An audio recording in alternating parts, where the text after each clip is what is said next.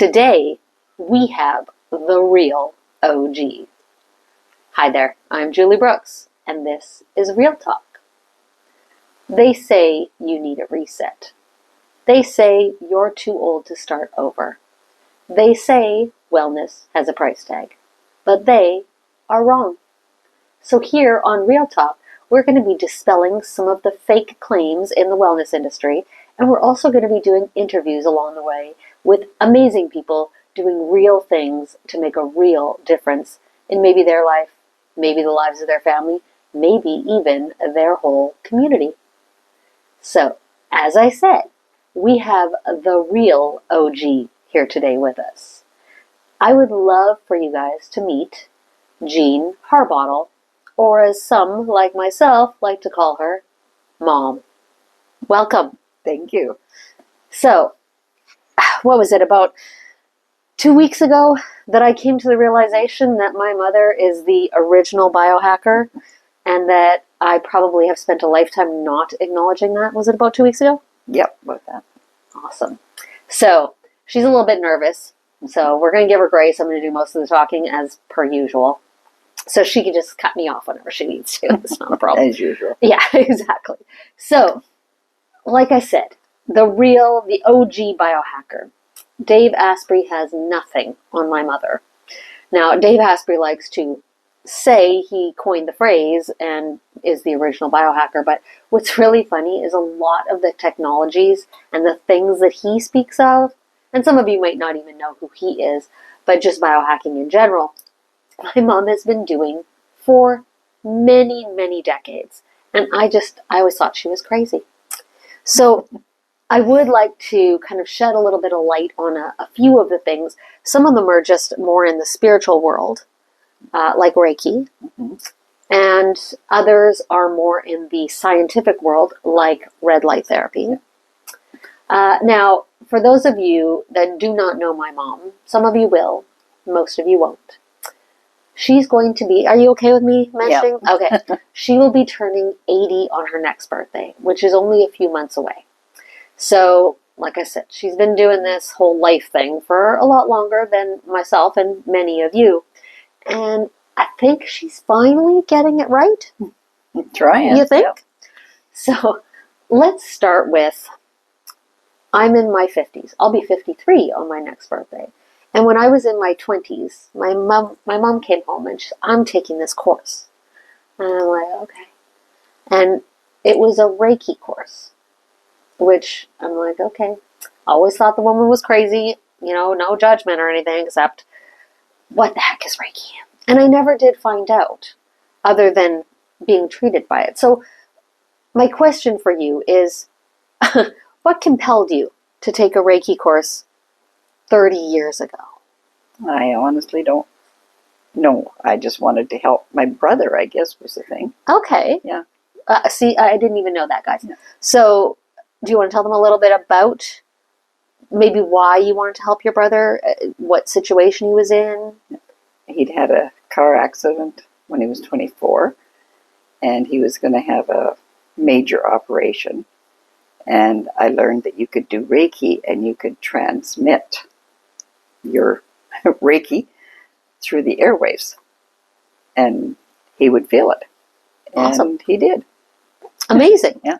Amazing. So, most of you probably know what Reiki is now because it's become very popular in the last, 10, 15 years. I would say it's become much more mainstream popular. Not that everyone does it or anything like that, but 30 plus years ago, nobody was doing it. So I love that the reason that you did it was, of course, to help someone else. That is often what compels us forward, isn't it? But you did it to help someone else. They did receive the support from that. What has it done for you? I found I was having trouble sleeping, and that's what I started doing, is I would Reiki myself when I'd go to bed. And I found that I slept much better. And I had a friend that took the same course, and we used to do Reiki treatments on each other. And it was amazing. that might be your biggest thing that you did get from Reiki, from the outside looking in. Probably confidence, but also Nikki. Yeah, right. Because I don't think you knew her before. No. No. Didn't have a clue. So you didn't know Nikki before, and Nikki has become a very important piece of the puzzle for Mom's life, which is lovely. So I often not joke, that my mom's a witch. That if I want to know something, like, hey, what do you feel about this? And I do the same thing now, but I didn't always. I'll bring it to my mom. What do you feel when I say this? What does it bring up when I do this? That kind of thing.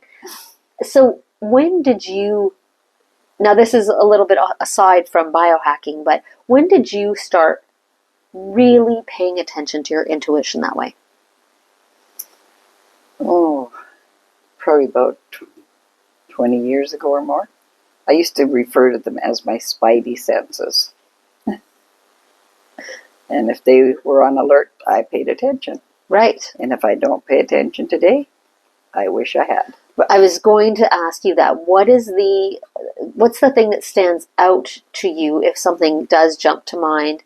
A situation, let's start with when you did pay attention and went, whew, thank goodness, because that bus just barely missed me. Does something come up when I say that?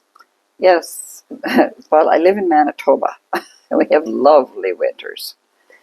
And I just let my gut tell me when I'm going to venture out, when I'm going to stay home. Right. And most of the time I listen to it. Sometimes I don't. And by venture out, she generally means wander the countryside.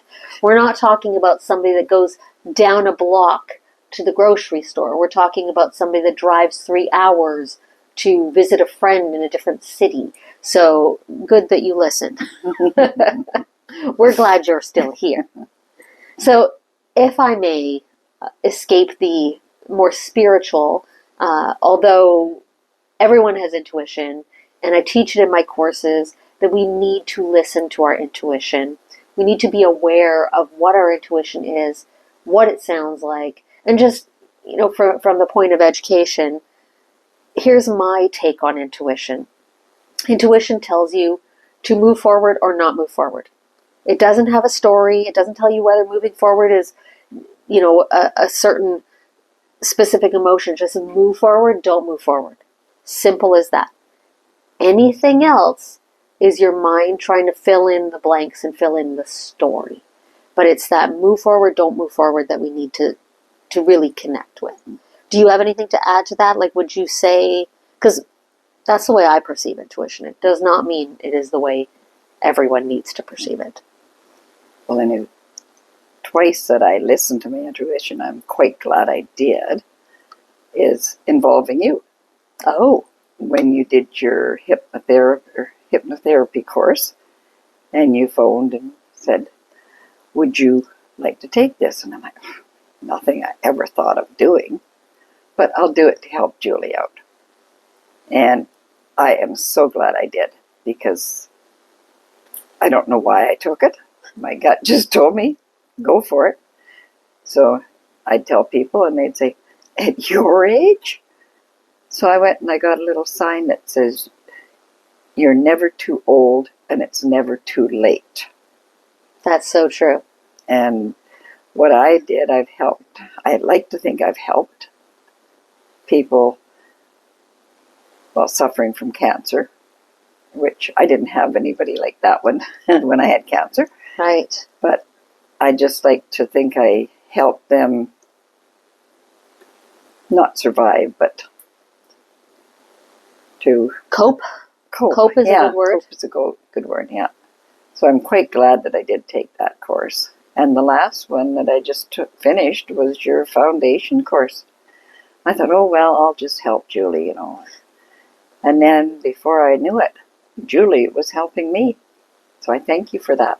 You are so welcome. Thank you for mentioning that. I love my mom's attitude, and I hope I have it throughout my life. And so far, so good, because I'm certainly not a spring chicken anymore, and I definitely do not think that it's too late for me in any category, or her. And it's so inspiring that when she was taking my course, which she absolutely, there's no question, she was like, well, I'll help out, I guess. I always like the more the merrier in all of my courses. And plus, I like feedback, and my mom will actually be honest with me. So I bring her in whenever possible. But during this course, she was 100% in the what I can do with this next. And I love that. Guys, no matter what age you are, please, what's the word I'm looking for? Please try and access that in yourselves. What can I do next? So whether you are 20 or 100, you're always looking forward to what you can do next. It really is what motivates us to stay awake and alive in life. So thank you very much for that. Now, I did touch on red light therapy. That's more back into the traditional biohacking, which is what we came here for. Now, I didn't even know that it was red light therapy. For decades, Mom's been talking about her hothouse. And when something goes wrong, she gets under her hothouse and does this therapy. And I'm like, okay, like, go under your hothouse. But guys, have you heard of red light therapy? Well, tell me about your hothouse. That's probably back from the early 90s. And I got myself a chi machine and I got myself a hothouse. And that was my in-home doctor. Right. Yeah. And I don't know, till I came down here to Florida. Yeah, we're in Florida right now. Yeah. I used it every day, I guess. Yeah. And I definitely use red light every day at this point. And red light does different things at different frequencies. So I'm not sure, do you know offhand the frequency that your hothouse is? Like the number? Perfect. No, I don't know. Because there's certain frequencies that do surface level, for like wrinkles and collagen development in the skin. And then there's healing frequencies that go more into the body. And without question, the hothouse would be a deeper frequency. I don't want to misquote. So if you guys have red light out there, just understand that it's not all created equal. It's all beneficial, but just make sure that you've got the right frequency of light for your situation that you're trying to cure. As I mentioned, for years I joked that my mom was a witch.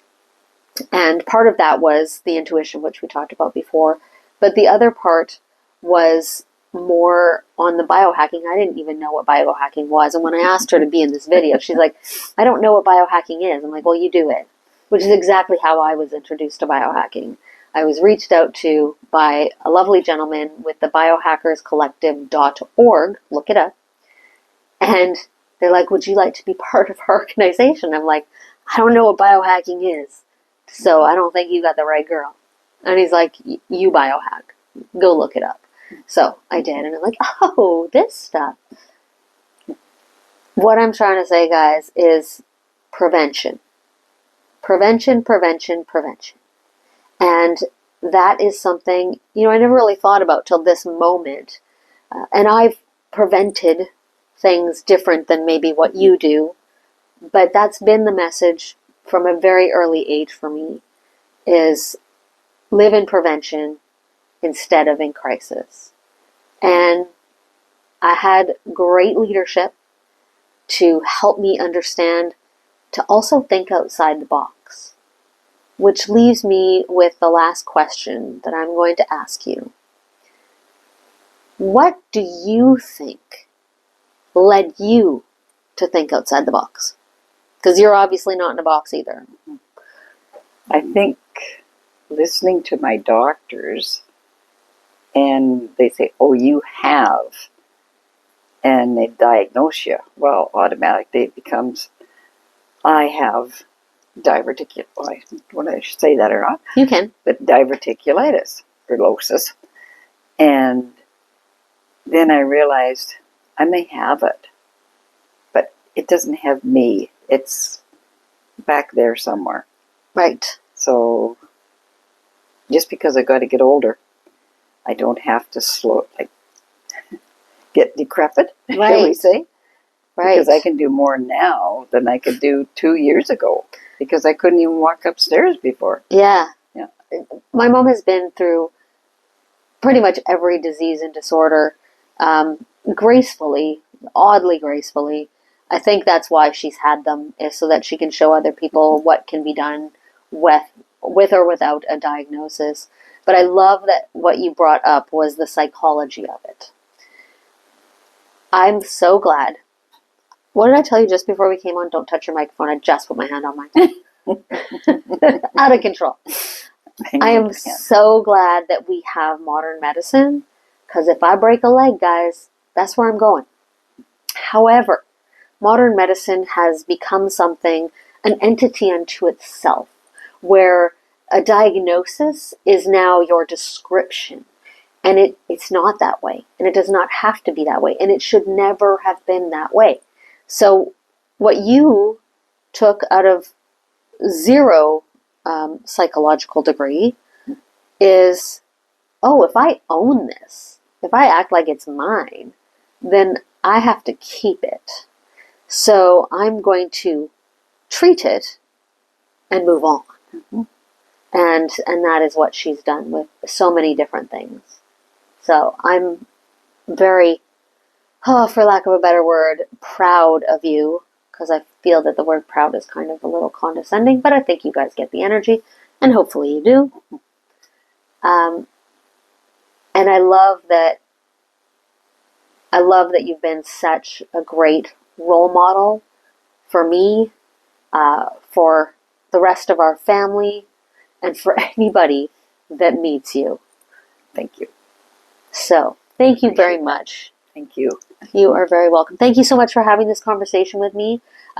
Guys, if you have any questions at all, if this brought up something for you, please don't hesitate to reach out. We appreciate your questions. We love the participation. And if you can't reach out directly to my mom, I will absolutely ask her, and I do respond to all questions. So thank you so much for your time. Thank you for your time. And we will see you next time. Now, if you think you've got an interesting story, maybe it's your story, maybe you know somebody else, something you've done that has moved the needle in your health, your families, maybe even your communities, I would love to share that story. If you want to hear about anything in particular, and I'll go find a guest, you can reach out for that too. Thank you so much, and we'll see you next time on Real Talk with Julie. Bye for now.